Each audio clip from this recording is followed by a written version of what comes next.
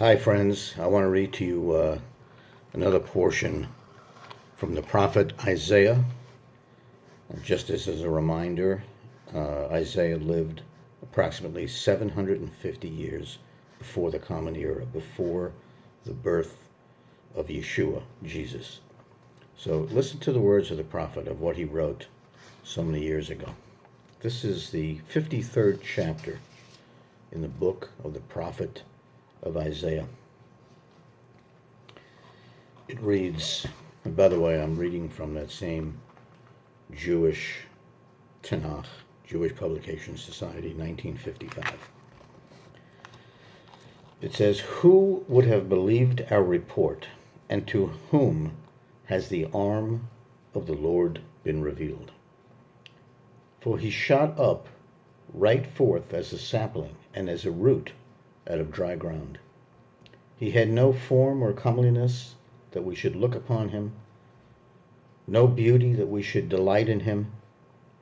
He was despised and forsaken of men, a man of sorrow and acquainted with grief. And as one from whom men hid their face, he was despised, and we esteemed him not. Surely our grief he did bear, and sorrow he carried, whereas we did esteem him stricken, smitten of God, and afflicted. But he was wounded because of our transgressions. He was crushed because of our iniquity. The chastisement of our peace was upon him, and by his stripes we are healed. All we like sheep have gone astray. We turned every one to his own way, and the Lord has made to lay on him the iniquity of us all. He was oppressed, though he humbled himself, and he opened not his mouth. As a lamb that is led to the slaughter, and as a sheep that before her shearers is dumb, yea, he opened not his mouth. By oppression and judgment he was taken away. And with his generation, who did reason? For he was cut off out of the land of the living. For the transgression of my people, to whom the stroke was due. And they made his grave with the wicked, and with the rich his tomb, although he had done no violence, neither was any deceit in his mouth. Yet it pleased the Lord to crush him. He put him to grief, to see if his soul would offer itself as an offering for sin, that he might see his seed, prolong his days, and that the purpose of the Lord might prosper by his hand. Of the travail of his soul he shall see to the full, even my servant, who by his knowledge did justify the righteous servant to the many, and their iniquities he did bear.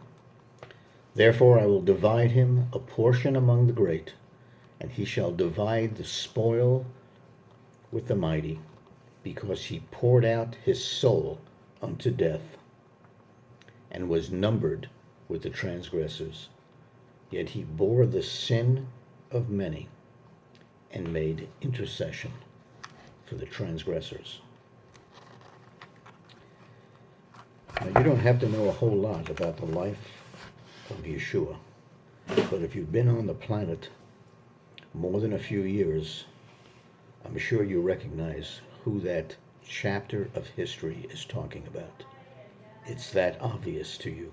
You probably heard that for the first time, and you knew exactly who the prophet Isaiah was talking about. I'll save you the trouble. Don't bother speaking to your rabbi, because they all give you the same answer, because it's the only answer they can give. They tell you that that chapter is talking about Israel. And of course, it's obviously nonsense that it's not, but they have no other alternative but to say that, because they can't bear to say who it really sounds like to them. There's only one person who can reveal to you who that chapter is about. And it's certainly not me, but it's God himself. And you may be one who maybe is even struggling with the existence of God.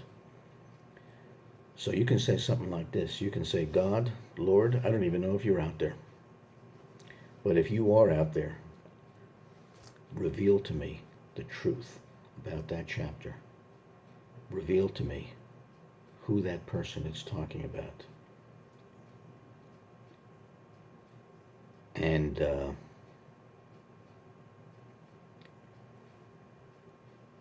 reveal to me, Lord, who Yeshua is.